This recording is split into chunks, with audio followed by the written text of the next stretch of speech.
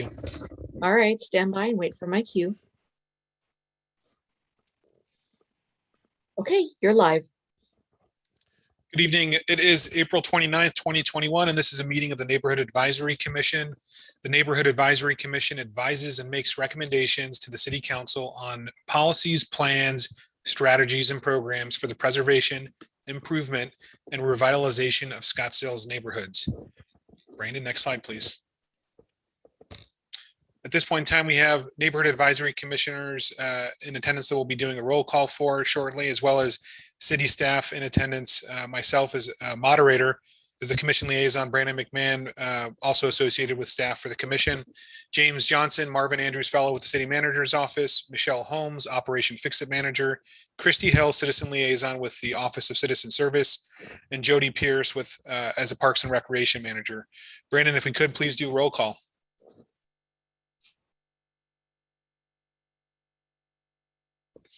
If I could do Commissioner Budwig. Yes, thank you. Vice Chair James. Present, thank you. Thank you. Commissioner Lamb is absent. Commissioner Moraldi. Present, thank you. Thank you. Chair Putman is absent. And Commissioner Wills. Commissioner Wills is present. Thank you. Brandon, if we can move on to the next item. This is going to be item 1, approved meeting minutes for March 25th. Next slide, please. Staff recommends the Neighborhood Advisory Commission review and approve the draft meeting minutes for the regular meeting of the Neighborhood Advisory Commission meeting that occurred on March 25th. Vice Chair James, if you would, please. Is there any discussion or comment on the minutes from the March 25th meeting? If not, is there a motion? Is there a motion to approve the minutes? This is Commissioner Moraldi. I'll make a motion to approve the minutes of March 25th. And is there a second to the motion? I see a hand raised by Commissioner Wills. Yeah, I was just going to move that we approve them, but I will second them. Great. Thank you. At this point in time, we'll do a roll call vote. Commissioner Budwig. Yes, thank you. Thank you. Vice Chair James. Yes. Thank you. Commissioner Moraldi. Yes, thank you. And Commissioner Wills. Yes, thank you. Thank you very much. Now, the next 3 items on the agenda are going to be for information and discussion only. Brandon, please, if you would, next slide. Item 2 is going to be overview of Scottsdale's 2020 citizen survey results. We have James Johnson with the City Manager's Office here in attendance. Next slide, please. Again, we'll just be confirming receipt of public comment submitted on this agenda item. And again, this is just an information and discussion item only. Next slide, please. We have no public comments received. And so at this point in time, Mr. Johnson, if you would like to go ahead. Thank you all. Good evening, everyone. My name is James Johnson. I'm a management intern in the City Manager's Office. And today I want to share with you some of our results from the survey we conducted this past fall. These results come from Polco's National Community Survey, and I think that there are a lot of positives in the survey that shows how residents feel about Scottsdale and some areas of opportunity. Next slide, please. So as a quick recap, the National Community Survey, the NCS for short, is a biennial survey designed to produce clear, unbiased, actionable results that local government leaders can rely on. The NCS uses scientific random sampling to survey residents. Their survey methods seek to validate findings and put results into meaningful context. Drawing from resident opinion database of over 30 million Americans, the NCS compares local results with benchmarks compiled from surveys conducted across the US. This benchmarking community survey provides a picture of livability and resident perspectives about local government services, policies, and management. We sent out 1,700 surveys and we received back 332. That's about average for this type of survey. Citizens could mail in surveys or complete surveys online. The survey had a 95% confidence rate with a plus or minus 5% margin of error, which is smaller than 2018, where it was plus or minus 6%. So we have about 17 years of data that we can tie to the survey to show longitudinal trends of highlights and areas of opportunity and how opinions may change over time. Next slide, please. So we had overall ratings in Scottsdale for 2020 generally remained stable. Of the 116 items for which comparisons were available, 94 items were rated similarly in 2018 and 2020. 9 items were showed to decrease in rating, and 13 were showed to increase in rating as well. The survey found that residents continue to experience a high quality of life and sense of community on the rise. While economic outlook declined since 2018, the ratings of local economy remain strong. And most residents appreciate their local government services and leadership and offer high evaluations to the value of services paid for the taxes paid. Next slide, please. So as we look at this chart, I wanted to clarify what these arrows signify. A single arrow facing upwards represents higher benchmark rankings than other communities. 2 arrows facing upward represents a much higher benchmark than other survey communities. Horizontal arrows represent equivalent benchmarks to other communities, and arrows facing downward represent lower benchmarks, and 2 arrows facing downward represent much lower benchmarks than other survey communities. Nearly all of the community livability were rated positively by at least a majority of residents and were rated higher than national comparisons. The top rated aspects had more than 9 out of every 10 residents offering positive ratings. Measuring community livability starts with assessing the quality of life of those who live there and assuring that the community is attractive, accessible, and welcoming to all. The Scottsdale continues to outperform other comparable cities in quality of life, ranking much higher than others in benchmarking of all of these categories. What we found when we dug into the numbers was that 62% of residents rated Scottsdale as an excellent place to live, with 34% rating it as a good place to live. 71% of respondents rated Scottsdale as an excellent place to visit, with 23% rating it as a good place to visit. 48% of respondents rated Scottsdale as an excellent place to live, with 45% rating it as a good place to live. 60% of respondents rated Scottsdale as an excellent place to retire, with 33% rating it as a good place to retire.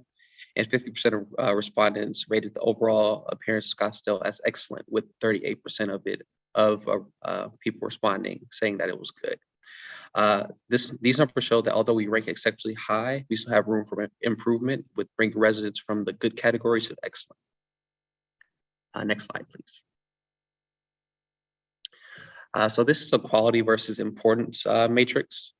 Items to the right were rated as high in quality ranking, ranking from a low to medium to high, and items rated from the lower sections to the upper sections were rated low importance to medium importance to high importance, respectively.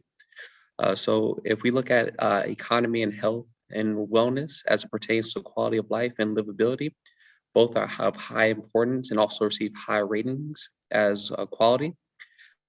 Looking at this chart, we find that we have nothing in the low quality, but inclusivity and engagement are medium quality, but of low importance.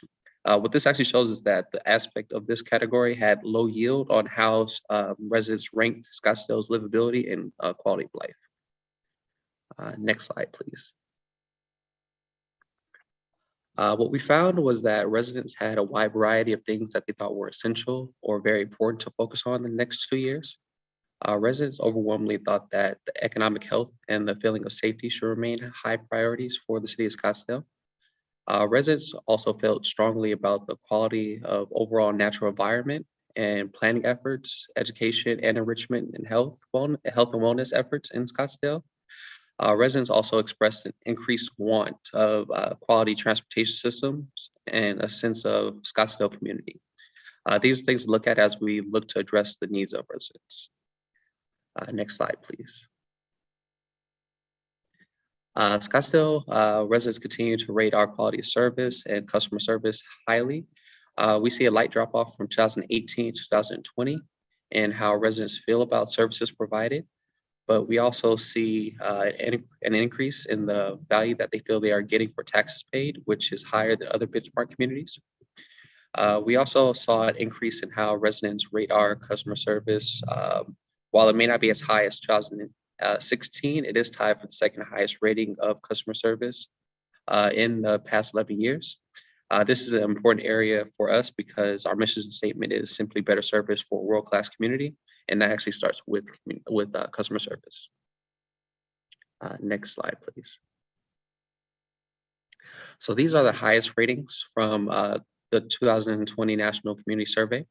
As you can see, we increased in two areas. Looks like just one, I'm sorry. From 2018, in the safety and neighborhoods during the day and the quality of businesses and services established, which were rated highly in 2018 as well. Most of these ratings were either higher or much higher than other benchmark communities, and that is something to be proud of. Next slide, please. So here are some areas where we saw the lowest ratings. You'll note that with the exception of the last one, these are all ratings of individual activity, like how often people are reporting doing these things. Even though we see some low numbers here, there are only two that both are related to transit and transportation that are below benchmark comparisons. Next slide, please. Lastly, these are some ratings that concern, oh,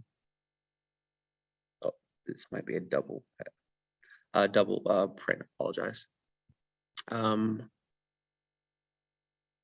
we skip ahead to the next slide? I apologize. Looks like I missed out on the slide, but the last slide was pertaining to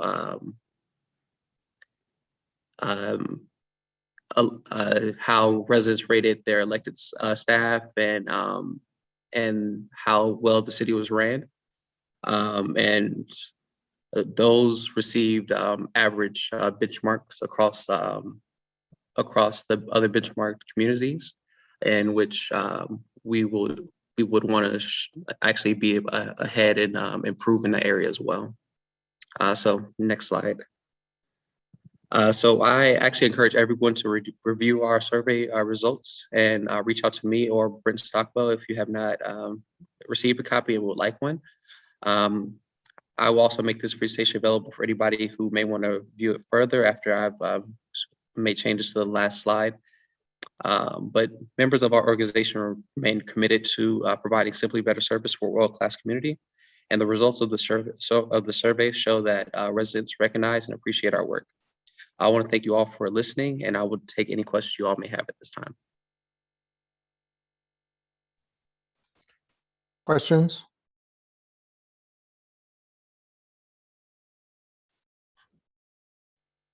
Vice Chair James, I don't see any hands being raised. If there's any members of the commission that have any questions regarding the content of what was presented or what was included within your agenda packet, if you would, please raise your hand. If there aren't any, I just want to extend the thanks to Mr. Johnson here for presenting this evening and for his preparation and material that was delivered to the commission. Are there any comments or questions? Final call. Seeing none, Mr. Johnson, thank you very much for the presentation this evening. Thank you guys for having me. Brandon, if you could, to the next slide, please. So item 3 on tonight's agenda was Scottsdale's Operation Fix-It program, 2019-2020 overview. Next slide, please. I will be confirming receipt of public comments submitted on this agenda item, as well as discuss this item with the commission. Next slide, please. There hasn't been any public comment received. And as you all may recall, this was a requested item that came forward as part of a request by Commissioner Moraldi. Tonight, as part of the attendance and presentation for this evening, we have Michelle Holmes, Operation Fix-It Manager, in attendance. And so Brandon, would you please advance to the next slide, please? And Michelle, go ahead. Thank you, Adam. Can everyone hear me? We can hear you, Michelle. Perfect, thank you. So good evening, Vice Chair James and members of the commission.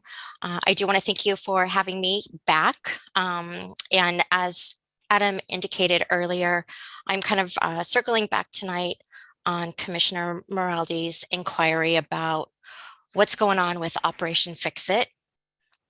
And I know that you also received our memo, so hopefully it had some good information for you. But as everyone has experienced, it's been a very unusual year and a half. And so the slide that you're looking at right now, obviously pre-COVID, and then the impacts on the program since COVID. So before COVID, we actually functioned on a pretty small budget of $75,000. That was our annual budget. And with that budget, annually, I averaged about 850 volunteers who came out and performed various tasks, whether that was weed removal, landscape cleanup, painting, handyman repairs, those types of things. And on average, there were roughly 200 various projects of those that the volunteers provided. On something else that I don't know how many of you know, but the majority of the funding that went into the program was from proceeds from the mayor's State of the City luncheon that he held every year under Mayor Lane's time here. And that was very helpful to the program because, again, most of our funding did come from that. And then we did have individuals throughout the community and local businesses that would also provide a lot of good donations to the program and some in-kind donations as well. And then we are also known for a very strong partnership with our Parks and Rec department. We have collaborated with them on several very, I think, pretty cool projects. We have done a handful of pollination gardens throughout the city that we now are nationally recognized for. And we are on the Monarch Butterfly Path, which is very important to all of our pollinators and our fruit and nut supply. So it's just a really great thing that we're doing there. When COVID hit, part of our problem was the entire city was directed to disengage all volunteers. So that impacts us hugely because we have so many people that come out, they get involved because they love what we're all about. And then we ended up having to turn away a lot of people who wanted to come out regardless of COVID. And our funding mechanism was also canceled right on the onset of COVID. So we missed out on Mayor Lane's last event. And so we lost those dollars as well. And then I heard about the CARES funding and inquired about that and asked for some funding. And thankfully we were granted $200,000 from the CARES Act, which became very crucial for the program. And quite honestly, a lot of people thought that that was a lot of money and that money wasn't going to be spent. But I can tell you today that we have a couple of months left in our year, and we are probably going to exceed the $200,000 limit. And we're doing that because without our volunteers, I have had to contract out all of the labor that we are putting out in the community. And it's been a great thing because we have been able to do some pretty incredible things for some of our homeowners who, again, would not get their house painted, would not get new landscaping. And this really kicked it up a couple of notches because we have professionals out there doing the work. These jobs are larger scale than what we typically have done in the past. When we paint houses, we probably paint anywhere from 2 to 5 in a year. And since COVID, we have surpassed that number of houses that we're painting.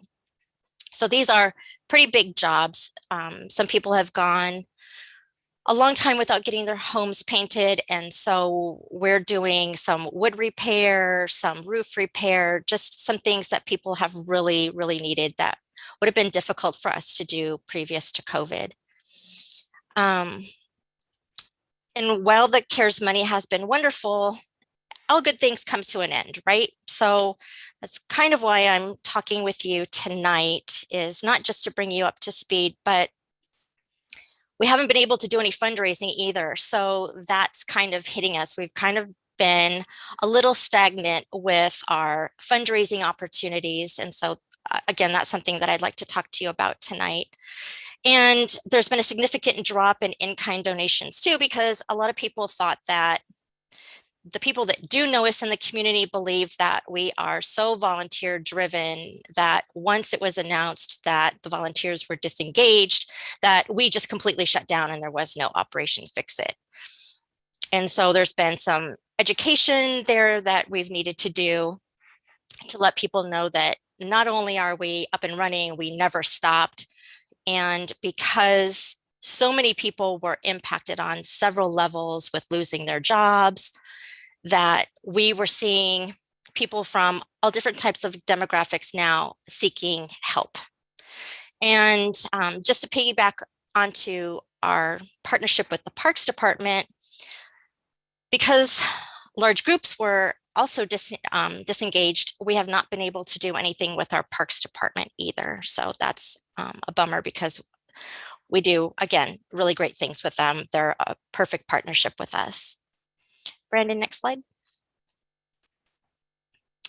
So I just wanted to give you an example of one of our, I think it's a pretty awesome before and after. So the bottom right-hand corner is this same property before Operation Fix It got our hands on it. So the tree that she had in the front, beautiful tree, it had been on the property for over 50 years.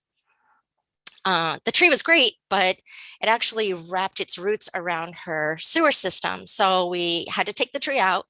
We actually replaced her water line from the sidewalk up to the house because it had actually collapsed.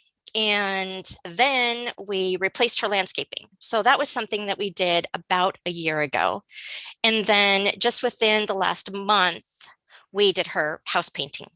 So she ended up getting new siding, new shutters, and new paint. And it looks like a completely different house. We also actually removed the planter box that you can see in the lower right of the house. For whatever reason, back then, they just didn't seal those planter boxes very well. And so every time that hedge would get watered, all the water would seep into the front of that house. So the whole front of her house had mold in it that she was breathing all the time. So we actually tore out the planter box and just brought up rock landscaping up to the front of the house. But I think it looks pretty awesome. I know that her neighbors are very happy and she's very proud of her house. Brandon, next slide, please. So tonight, what I wanted to talk to you about is I need your help on how we can get back in our community and have our stronger presence back, how we can reconnect with everyone now that people are out and about and hopefully COVID is leaving us. So that's the one thing that's very important to us. A lot of our stakeholders have touched base with me throughout COVID, but there has been a disconnect, and there's a lot of people out in the community that are now learning about us as well. And so just to create more community partnerships, I think is something that I could really use your help on. And with that, just to gain more sponsorship opportunities within the community and see if we can get people that would either be financially vested in the program, or maybe they would participate in some team building projects with the program and get our volunteers back even stronger than they were previous to COVID. And we had a pretty awesome volunteer base. One of the things that I did not mention in the slide that I also wanted to just run by the group tonight is recently, and I kind of blame Adam and another friend of mine for this, but for years I've managed our tool lending center, which has a lot of equipment on it that we loan out to anybody in our community that needs equipment. And then we also use those same tools for all of our volunteers that go out and work throughout our community. And the power tools that are actually on the trailer are all gas powered, except for your typical hedge trimmers and more of your like manual tools, your rakes and your brooms, those types of things. And while we do have a higher end of gas powered equipment, there comes a lot with gas powered equipment. I don't know how many of you actually still mow your own lawn or run your own weed eater, but if you're using something that is gas powered, it has a lot of maintenance to it. Every year you have to make sure that you've gotten all the fuel and the gas out of it if it's going to sit over the summer, and things get broken and then you have to replace them. And so Adam and another friend of mine, actually Jody Pierce, who is on here, both shared with me how they use these battery powered tools. And so I went and I looked into them, and I ended up purchasing a couple of them, and they are amazing. They're amazing because they are effortless. They are almost zero maintenance. They are perfect for our planet. And it took no time for someone who has never used one of those types of equipment to figure out how to use it and get it started and get it going.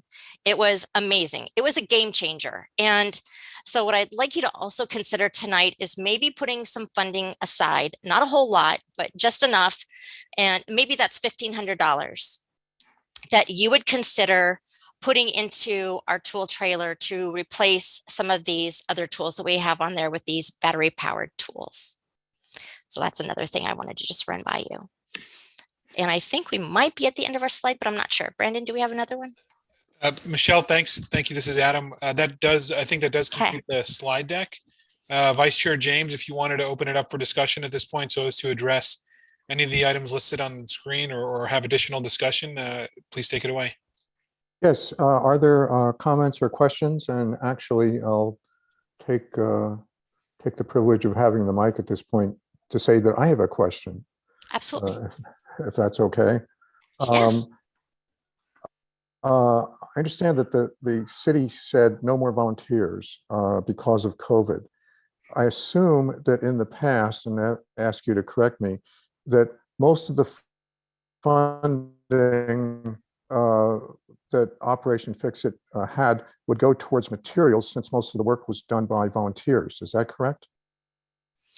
Vice Chair James, yes and no. So volunteers do provide a lot of the labor force for Operation Fix-It, but there are always things that we get involved in that are above the skill set of a volunteer.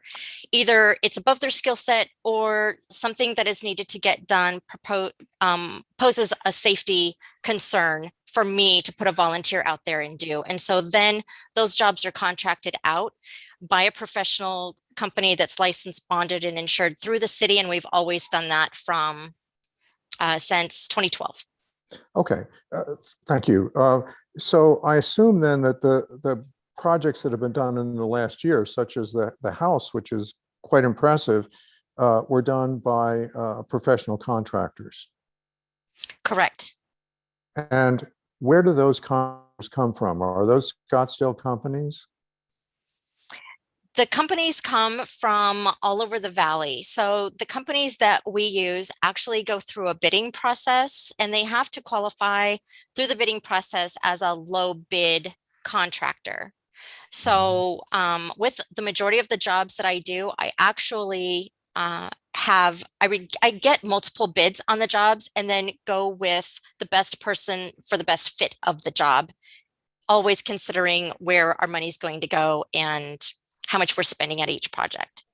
Now, I assume that volunteers were prohibited by the city because of concern about COVID, people working together.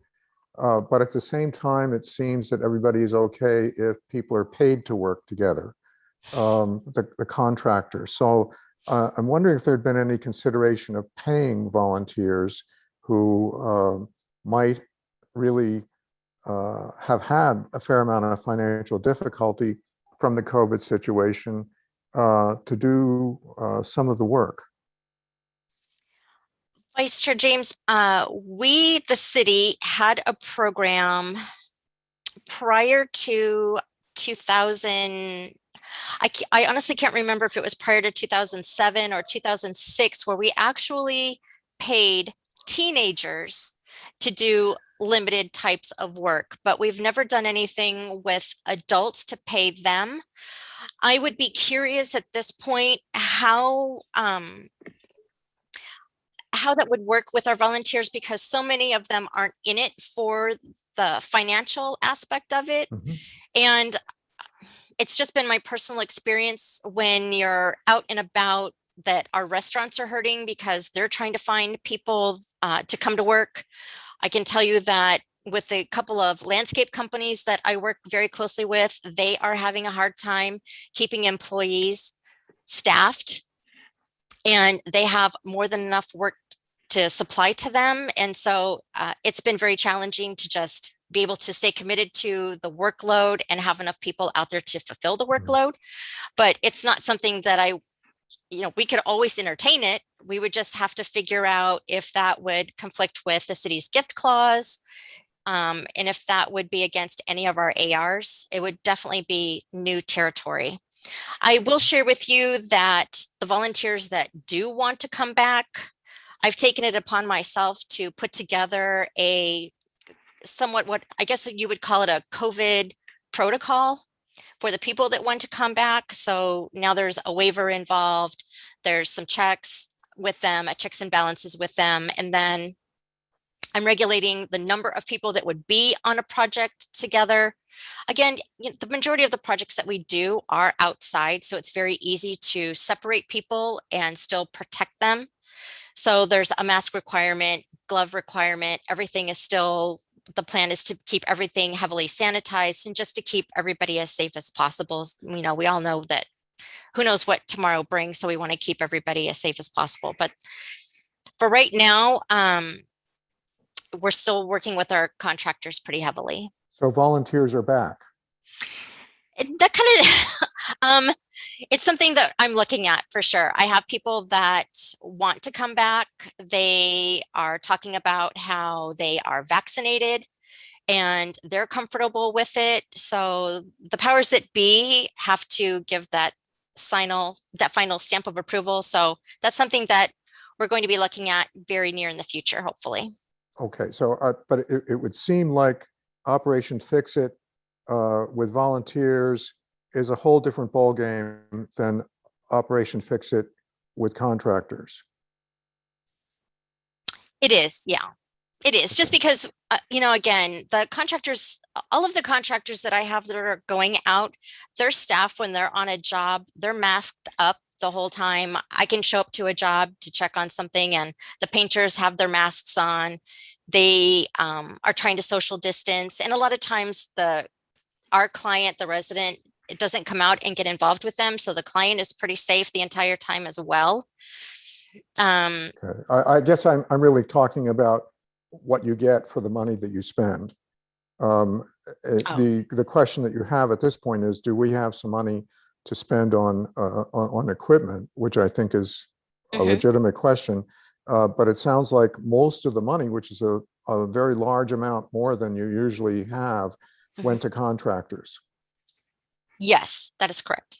Okay. Vice Chair James. I don't have any more questions. Are there other questions? Yeah, Vice Chair James, this is Adam. Just wanted to let you know we have a hand raised by Commissioner Wills, followed by Commissioner Moraldi.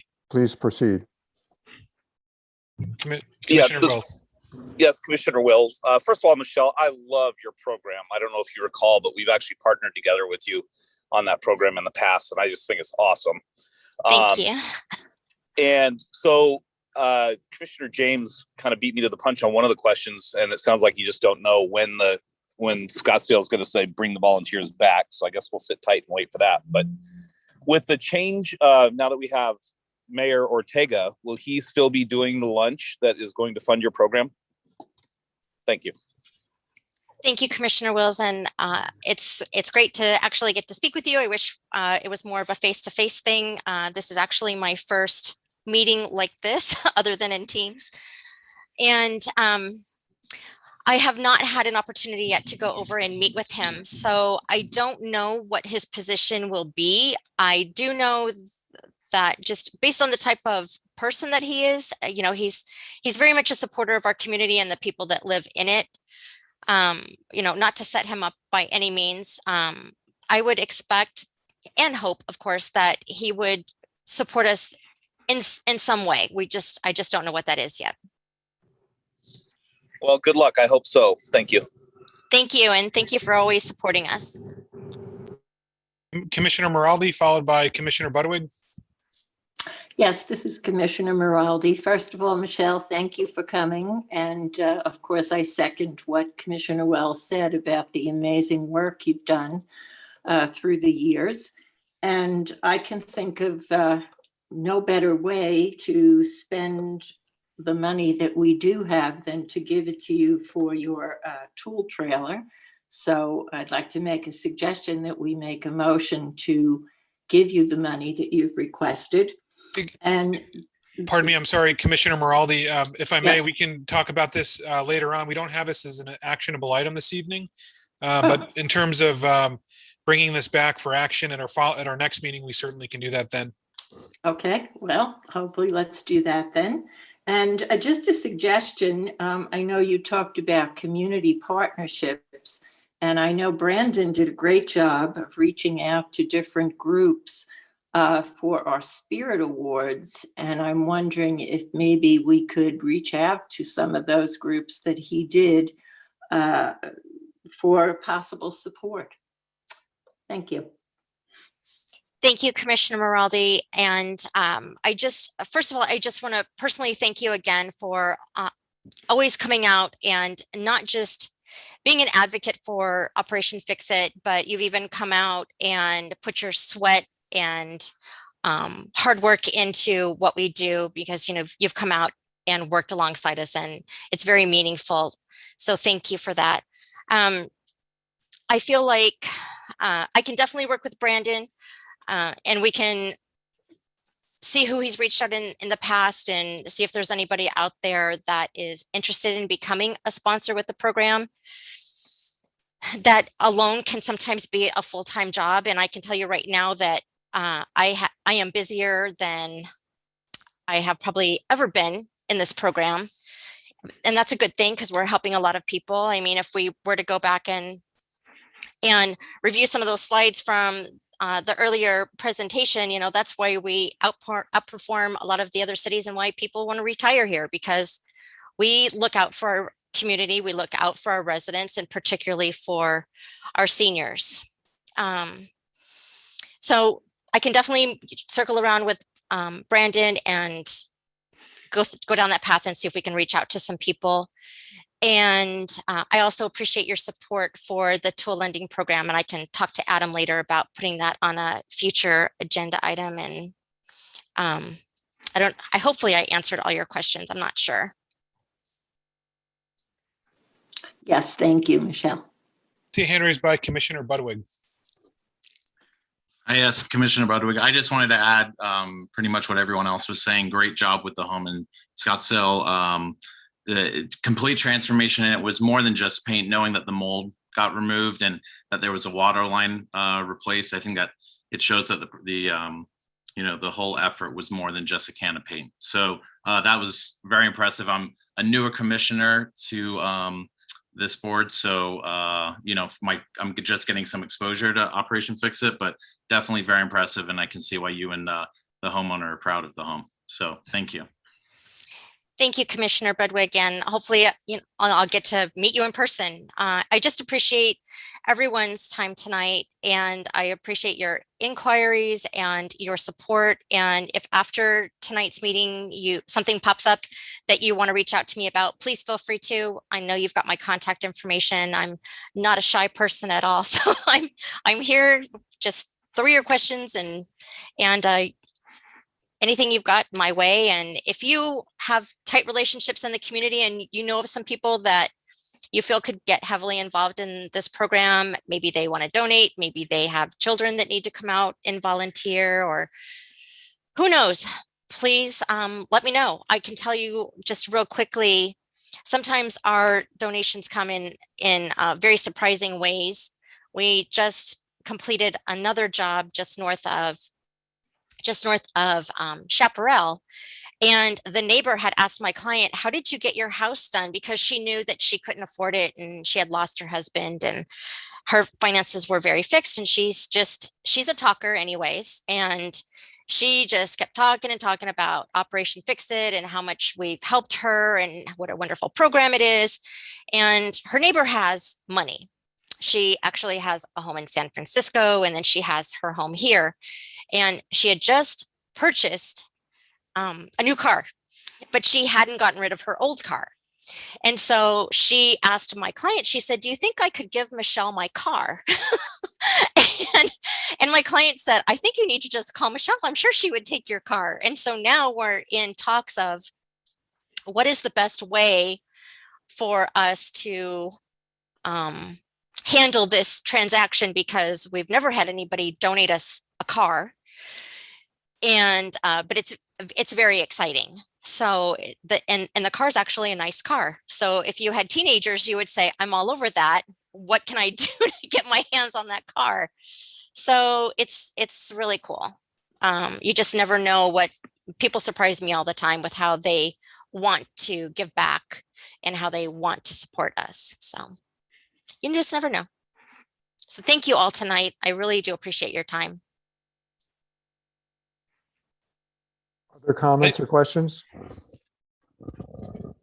Seeing no comments or questions, thank you very much, Michelle, for your presentation this evening. We'll move on to the next item. So item 4 on tonight's agenda is overview of public requests received relating to the Neighborhood Enhancement Grant Program. Next slide, please.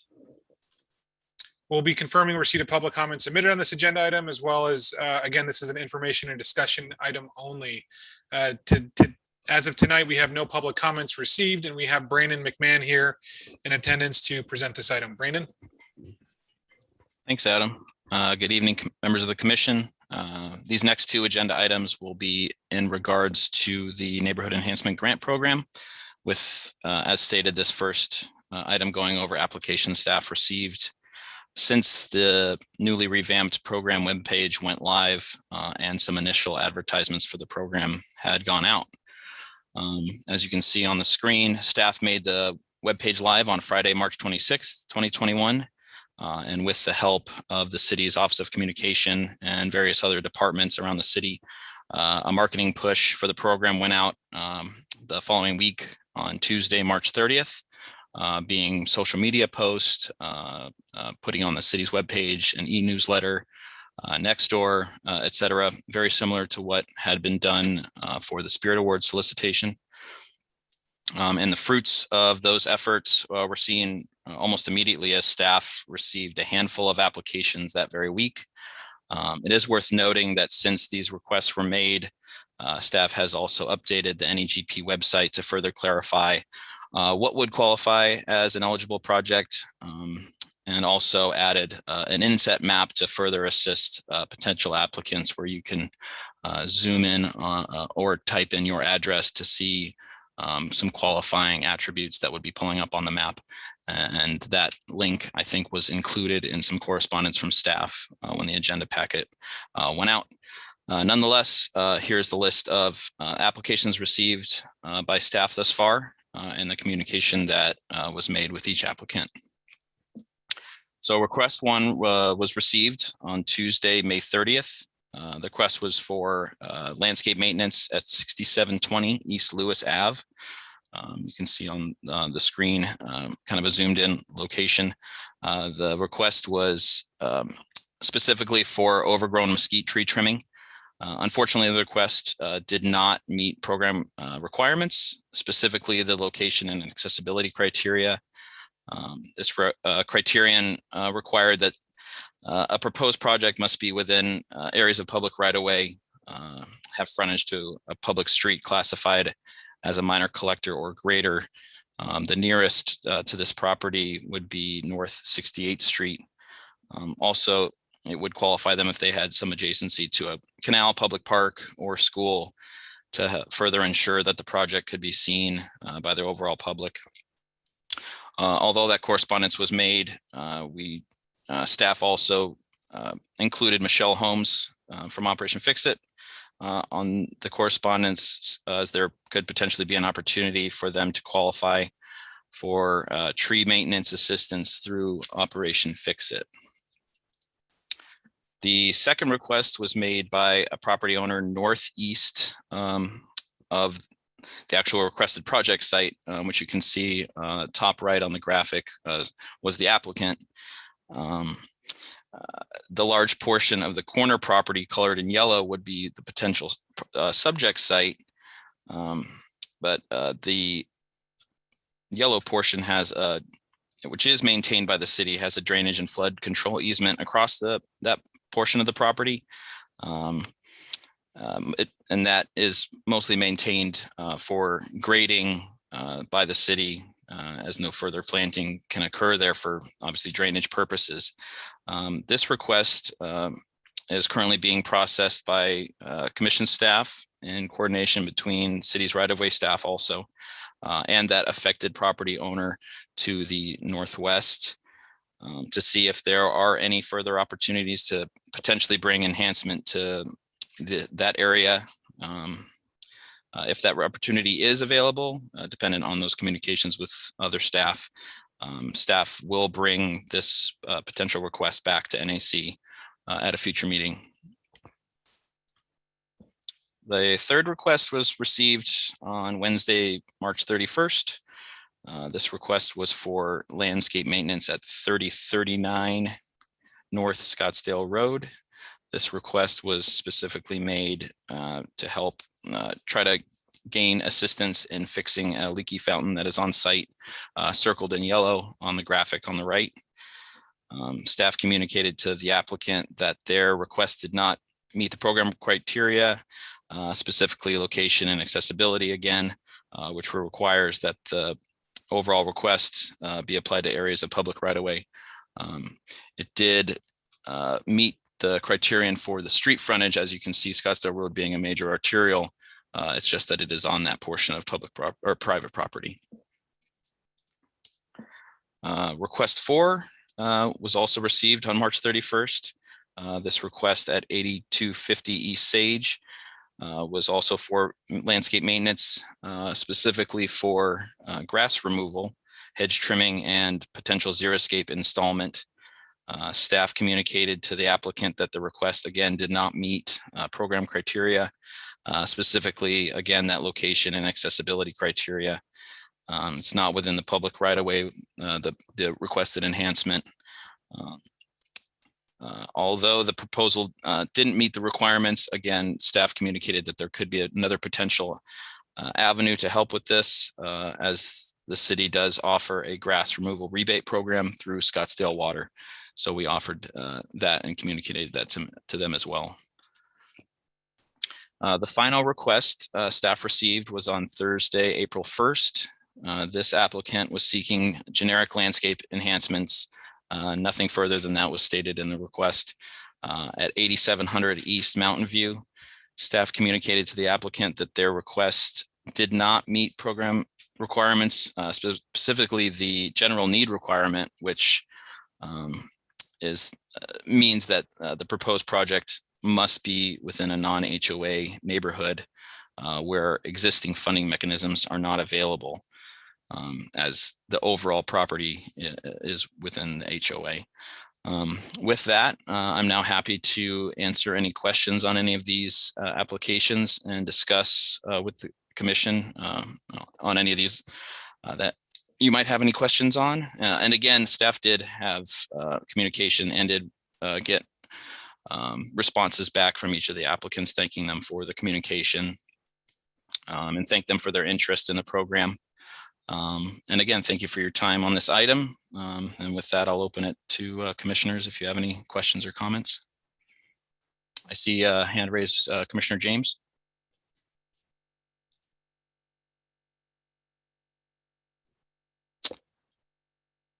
Commissioner James. Sorry.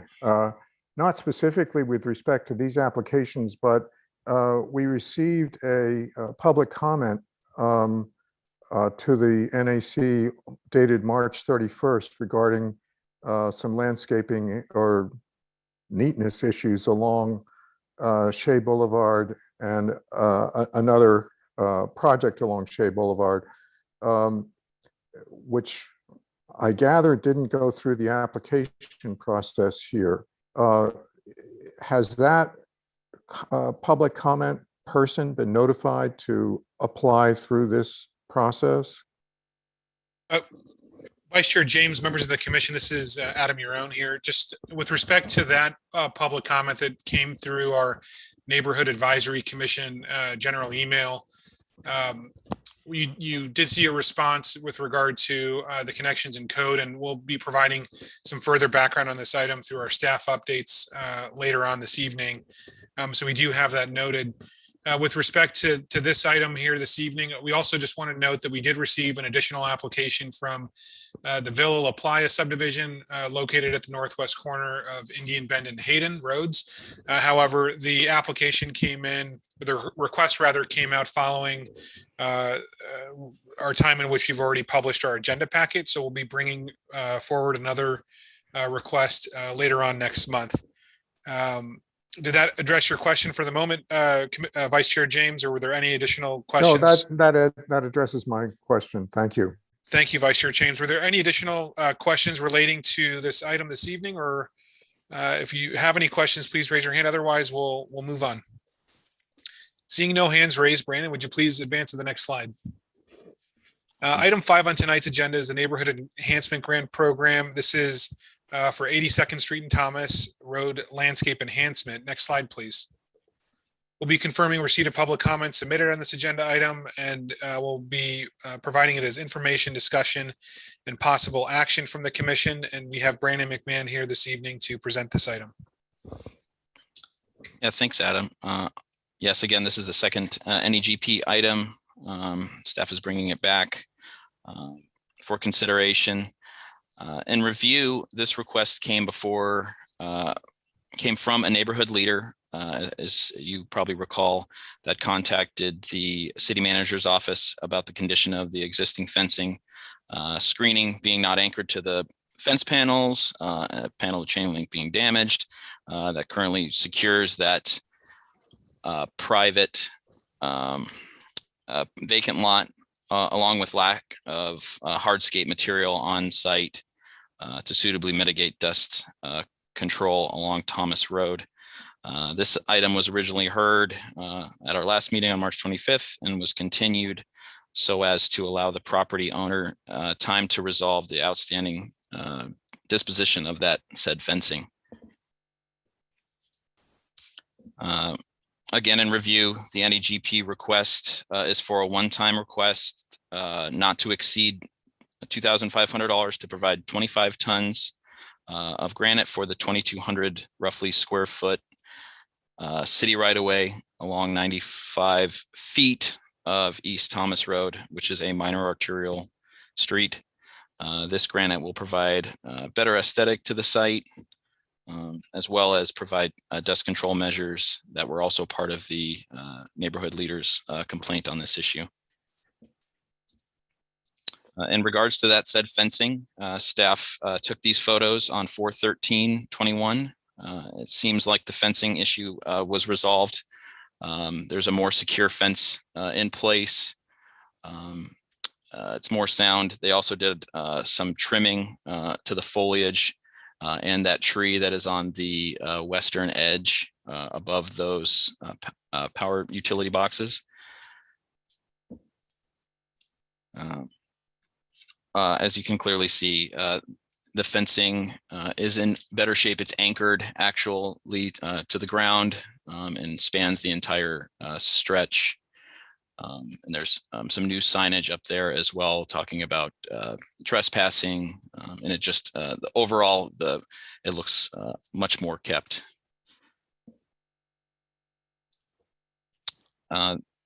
This concludes staff's presentation. It's also worth noting that the existing code violation for this has been closed out, so there is no code violation outstanding on this property. Staff recommends the commission discuss and consider possible action on this item now that that fencing issue and the property owner has resolved that. To this end, please approve the city manager's request for NEGP funding for the landscape enhancement at 82nd Street and Thomas Road within that said city right away in the amount of funding not to exceed that $2,500. I now open it to the commission to discuss, ask questions if necessary, and potentially act on this item. Thank you. Vice Chair James, members of the commission, I also want to recognize in attendance, we have Christy Hill, Citizen Liaison with the Office of Citizen Service, available to answer any additional questions. I see a hand raised by Commissioner Wells. Yeah, this is Commissioner Wills. So I just want to clarify or make sure I have it understood from we talked about this last month, that the money you're asking for is to beautify the homeowner's property. This is not city property or anything like that, correct? Commissioner Wills, Vice Chair James, members of the commission, this is for areas of public right of way.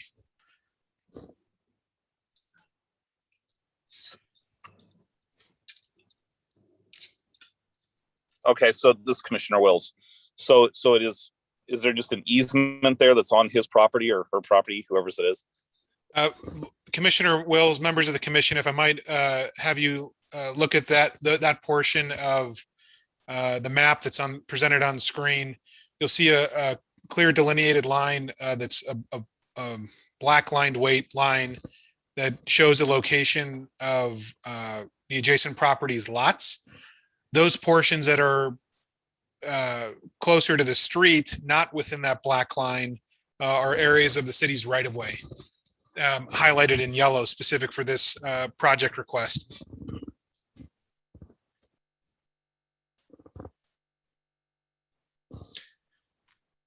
Commissioner Wills, just wanted to let you know you're on mute if you're responding. No, I wasn't responding to Commissioner Wills, but I guess I'm just unclear. With regards to all the surrounding properties, do they maintain their own? Is that typically the expectation, and this property owner is just refusing to do that? I'm trying to get at, with Operation Fix It, these citizens are vetted and we know there's a real need. And I still think this just sounds like somebody who's being a bad neighbor and they're asking everyone else to foot the bill for it. Commissioner Wills, thank you for the question. With regard to the city code requirement, although these areas of the property are not within their defined fee simple ownership, regarding the city code and the expectation, adjacent property owners are expected to maintain out to back of curb. And so regarding this site and the location to where funding would be otherwise provided,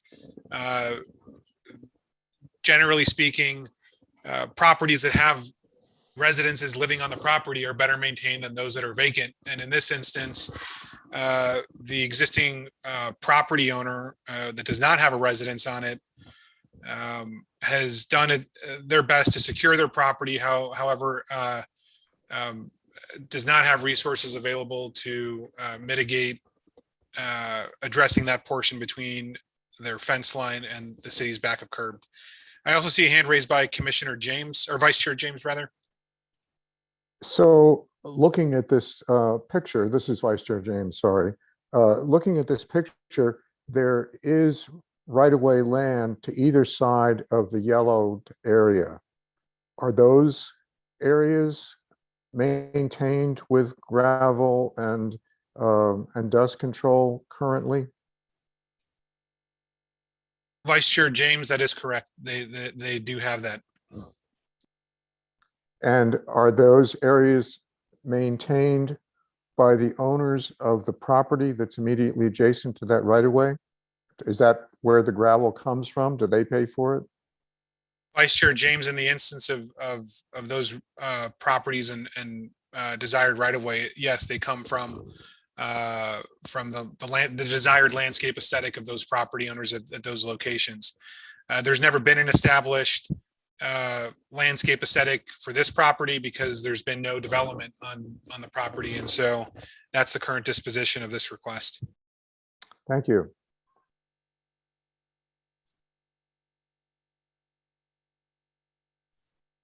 Are there further discussions or questions about this issue?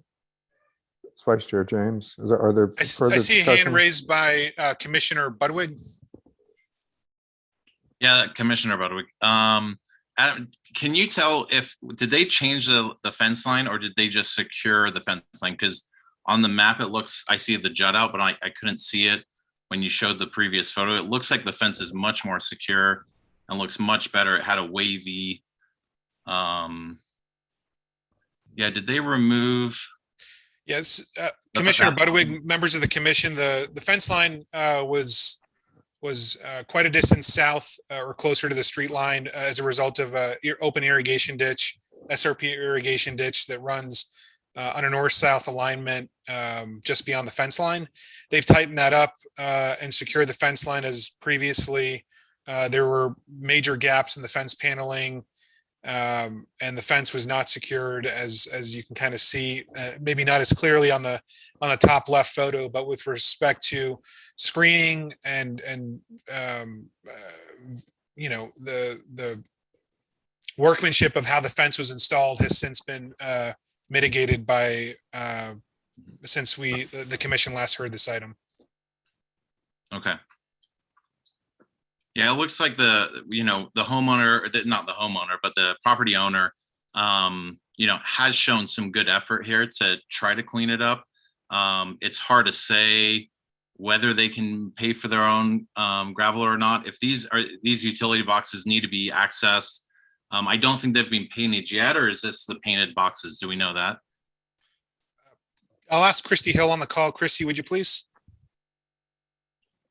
Hi, can you all hear me? We can. Thank you, Yeah. Christy. All right. Commissioners, thank you for having me return again, and hopefully I can answer any questions you might have. But these SRP boxes have actually been painted, and SRP did the painting courtesy of their staff and their company. Typically, they don't do that, but for this case, they were able to paint for us, and so they look fresh and clean and updated and ready to embrace the new hardscape or granite that I hope that you'll approve.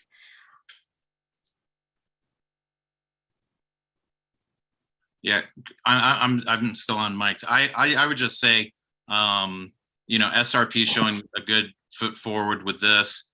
The property owners made the fence better. I think the homeowners around this property are kind of really wanting to see it kind of get finished off and come together. So I would call for a motion to put forward a motion to finish and fund this with the up to 2,500 requested. Thank you. This is Vice Commissioner James. A motion has been made. Is there a second? Or is there a discussion? I see a hand raised by Commissioner Moraldi. I would second it.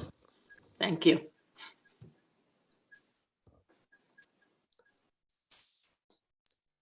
Is there any further discussion of this item?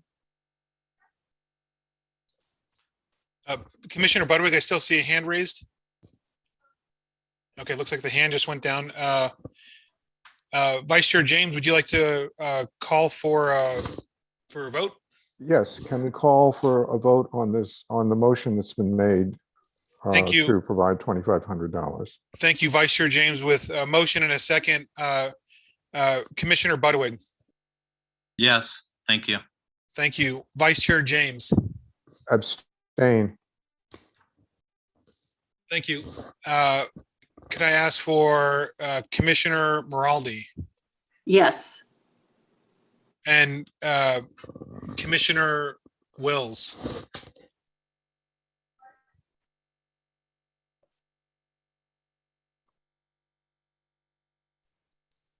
Commissioner Wills.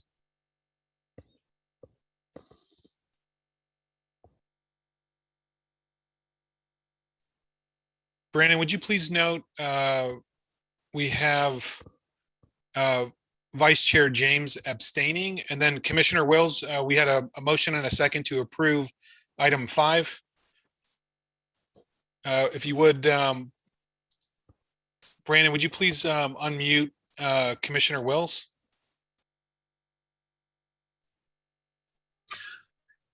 Sorry, this is Commissioner Wills. Sorry, my is off and on. We can hear you now, Commissioner Wills. Commissioner Wills, would you like to state your vote for item 5 as for approval?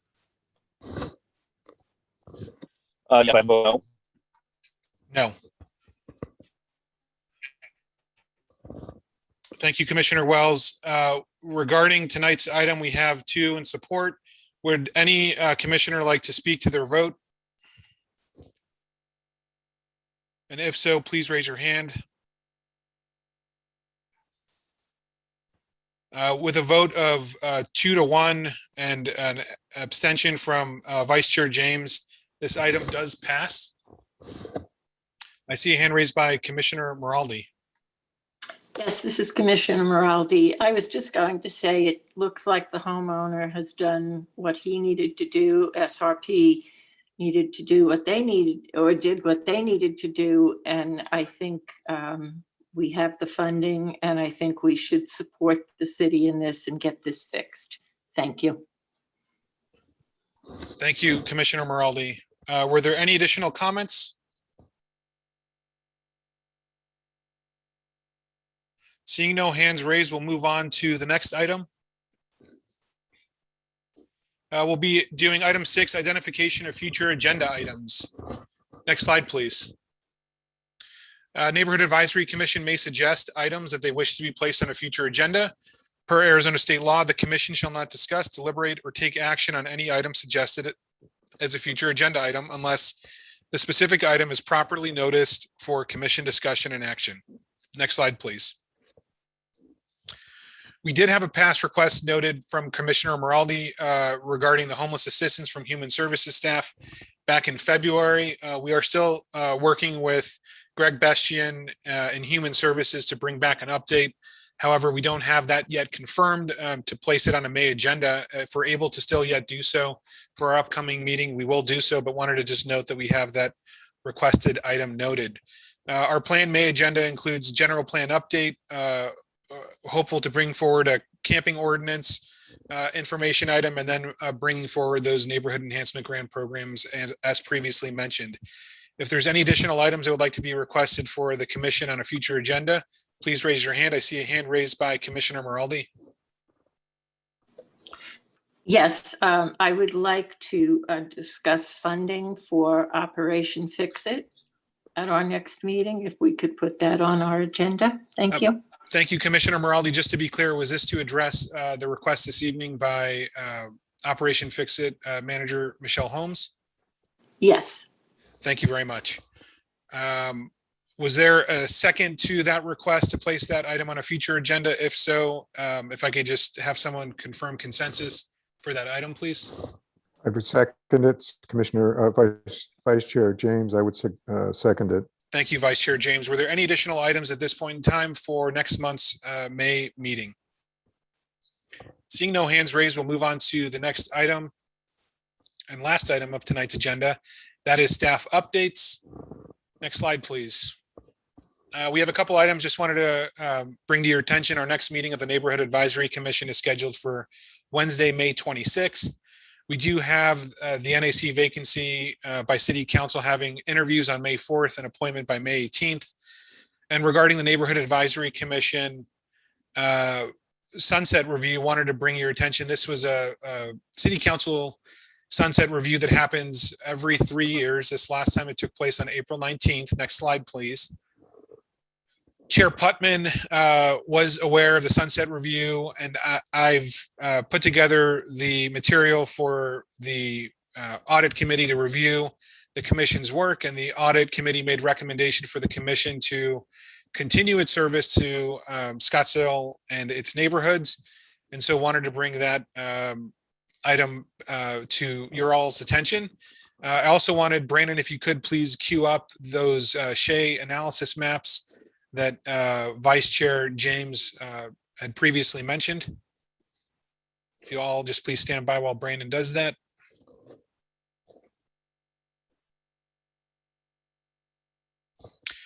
Regarding the citizen comment that was sent to the Neighborhood Advisory Commission email box, generally speaking, there was a comment made regarding one resident's experience along Shea Boulevard between Frank Lloyd Wright and 96th Street.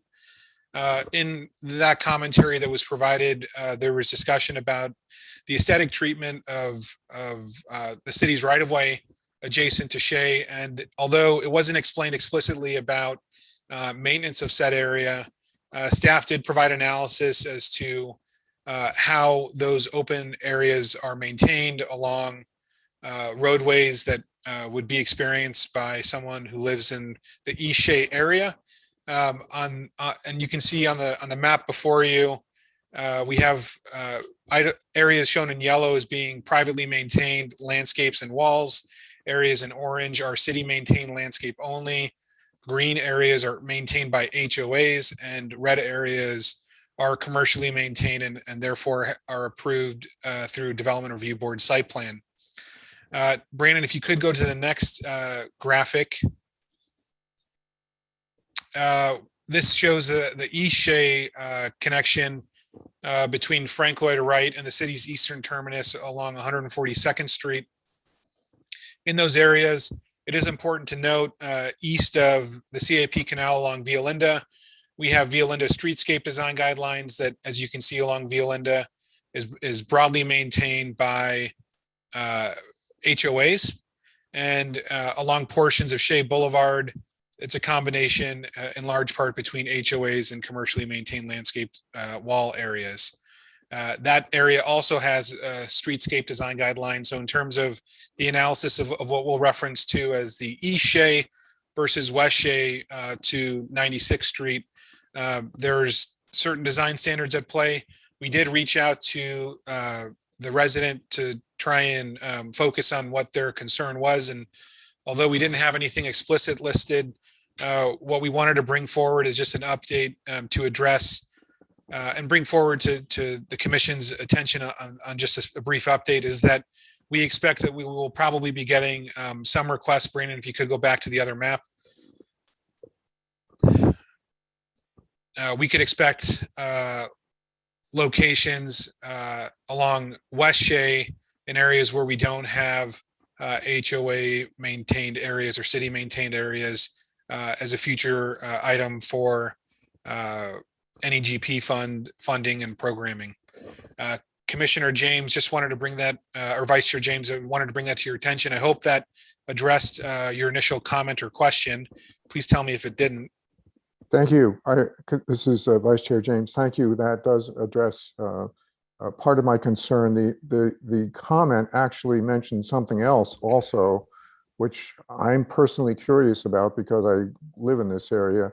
And that is that at the corner of Shea and 124th Street, there is a really very elaborately constructed ramp going down to a pass-through under Shea with nicely stoned sides that goes nowhere. It isn't in use. It's fenced off, although it looks like it must have cost a fair amount to construct. And the commenter would like to know what's going on with this. And I'm sort of curious also if it's possible to find out. Vice Chair James, I'm happy to provide an update on that item. Members of the commission, regarding the public comment received, it was relating to the northeast corner of 124th Street and Shea Boulevard, where as there's an existing pedestrian underpass and equestrian underpass that's currently gated off, but has built gabion walls that currently abut an existing subdivision at the northeast corner of Shea and 124th. There was and is still going on some litigation between the city's contractor and some workmanship issues that are still being worked out. And so my understanding is from coordination and communication with our city's project capital improvement manager, there is quickly coming some resolution to that item. However, I don't have an explicit date. As soon as that resolution is addressed, that that workmanship will be corrected and that the access will be made accessible at that time. Thank you. That concludes staff updates for this evening. Were there any additional comments from the commission? Seeing none, want to thank you all for your time this evening. Commission Vice Chair James, would you like to call for a motion to Yes. adjourn? Is there a motion to adjourn?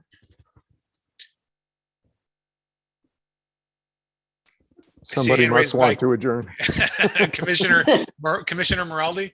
Yes, I'll make a right, motion to adjourn. All in And favor if- for an adjournment? Aye. Bye. Thank you all and see you all in May. Bye. Thank you. Good night.